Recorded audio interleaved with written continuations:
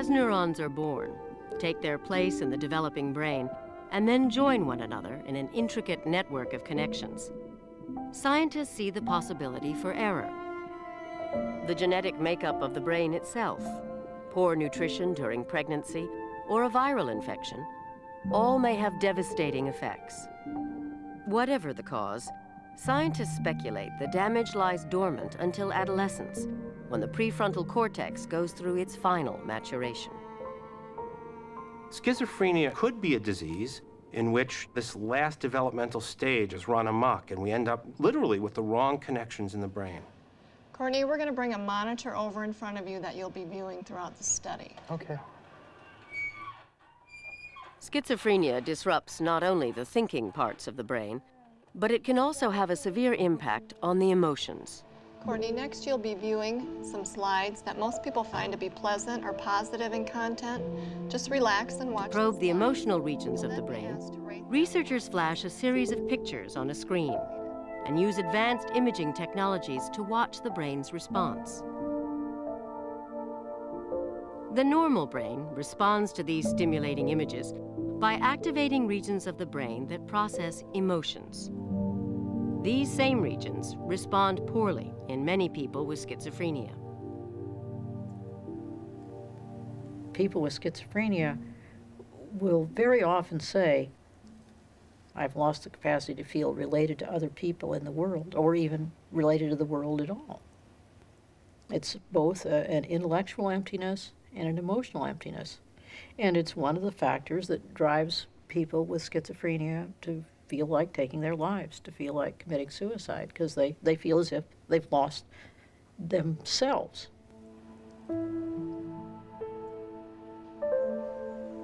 The thing that really crushed me was the lack of motivation, the negative symptoms of schizophrenia, the flat affect, the emotionlessness, the apathy. Those were the things that really got to me. He would talk frequently about not being able to feel anything. He could feel no sorrow. He could feel no joy. There was just nothing there. No sorrow, just empty. That's what he would describe, just empty and black. I didn't want to live the life that I'd been given anymore. It was so contrary to what I wanted that I didn't want it anymore. When I heard that Courtney had attempted suicide, I was not surprised. He had talked about it, he has had ideas about suicide, and he's one of those individuals that understands he has an illness and it's not likely to go away. That he hadn't succeeded was perhaps what surprised me the most, because he succeeds in most things that he's done in life up to this schizophrenia. I wrote in my suicide note that why take death seriously if the quality of life is poor? And that thought really stuck with me for a long time.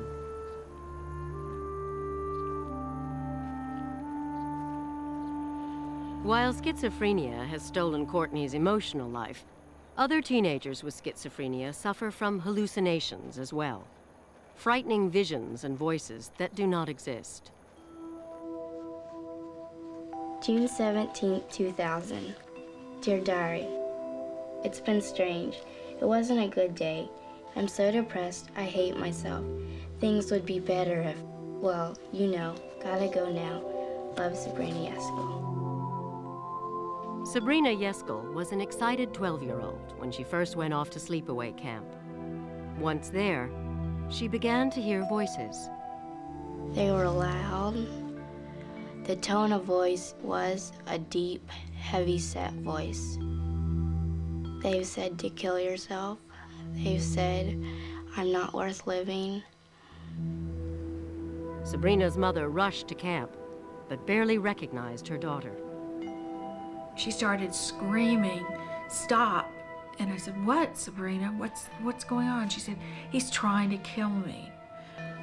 So I pulled off the road, tried to hold her and tell her everything was okay. We made it home, but she came in the house screaming. The man was following her everywhere, and he was trying to choke her. Sabrina was diagnosed with schizophrenia. Now 14, she has been struggling for 2 years to stay in touch with reality. She still hears threatening voices, and hallucinations haunt her waking hours. Sabrina often sees a black hooded dressed figure that sometimes will just stare at her, sometimes it talks to her, sometimes it tries to touch her, sometimes it tries to kill her. Sometimes when she's struggling with this, they begin almost chanting, "Kill yourself, do it, do it, do it."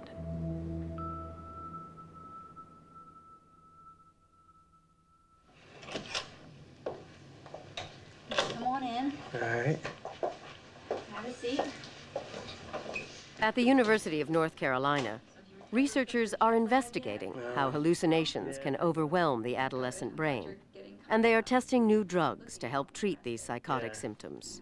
Could you look right at that keyhole over there? I'm going to check your eyes out, if that's okay.